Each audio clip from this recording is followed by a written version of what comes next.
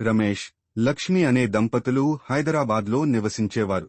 ఇద్దరూ మంచి మనసుతో సంపన్న కుటుంబానికి చెందినవాళ్లే. కాని వారి జీవితంలో ఒక శూన్యం, పిల్లల లేకపోవడం. 10 సంవత్సరాల వివాహ జీవితం గడిచినా వారు ఎన్నో ఆసుపత్రులు, పూజలు, వైద్య చికిత్సలు చేయించారు.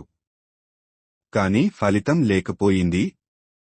సమాజపు ఒత్తిడి, కుటుంబాల ఆశలు అన్నీ వారి హృదయాలు నిండా బాధతో నిండిపోయాయి. ఒకరోజు ఒక స్నేహితుడు వారిని షిర్డీకి వెళ్లాలని సూచించాడు. మొదట తొందరగా విశ్వసించలేదు, కాని చివరికి ఒక ఆశతో షిర్డీకి వెళ్లారు. షిర్డీలోని సాయిబాబా సమాధి మందిరంలోకి అడుగు పెట్టగానే వారికి శాంతి కలిగింది.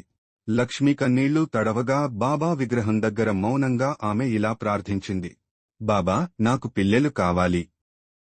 మా జీవితం నిండిపోవాలంటే నీ ఆశీస్సే అవసరం. ఆ రోజు రాత్రి షిర్డీలో ఓ మఠంలో వారిద్దరూ విశ్రాంతి తీసుకుంటుండగా లక్ష్మికి ఒక దర్శనం జరిగింది.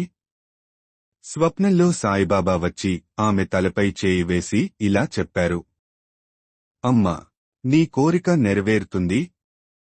ఏడాది తరువాత నీవు తల్లి అవుతావ్. సద్భక్తితో ఉండు. ఆమె ఉదయం లేచి ఆశ్చర్యపోయింది. ఆ దర్శనం చాలా నిజమైనట్టు అనిపించింది. వారు ధైర్యంగా ఇంటికి తిరిగి వచ్చారు. ప్రతి గురువారం పూజ చేసి బాబా చరిత్రలు చదివేవారు. నిశ్చయంగా 9 నెలల తరువాత లక్ష్మికి గర్భం వచ్చింది. ఒక అందమైన బాబు పుట్టాడు. వారు అతని పేరు సాయిరాం అని పెట్టారు. బాబా లీలలు ఇలా ఉంటాయి. నమ్మండి. ఓం సాయిరాం అని కామెంట్ చేసి సబ్స్క్రైబ్ చెయ్యండి. ఓం సాయిరాం.